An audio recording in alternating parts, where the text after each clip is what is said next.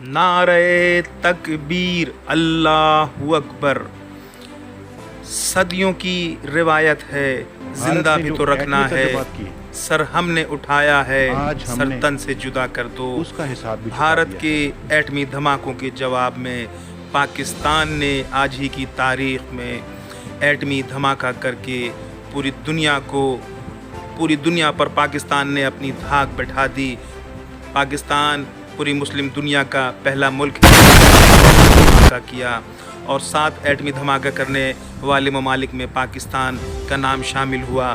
اس کام کا سہرا بلا شک و شبہ ضیاء الحق صاحب کو بھی حاصل ہے، اور شہید ذوالفقار علی بھٹو اور اس کے بعد کے جو حکمراں آئے، جن میں نواز شریف صاحب قابل ذکر ہیں، اور اس میں پرویز مشرف صاحب کا بھی کردار ہے اور ضیاء الحق صاحب کا بھی کردار ہے، چونکہ یہ ایسا قومی مسئلہ تھا جس پر تمام جو سربراہان مملکت ہیں انہوں نے اتفاق کیا اور اس کام کو دنیا کے دباؤ کے باوجود جاری و ساری رکھا۔ آج پاکستان مسلم امہ کا واحد ایٹمی دھماکہ کرنے والا ملک ہے۔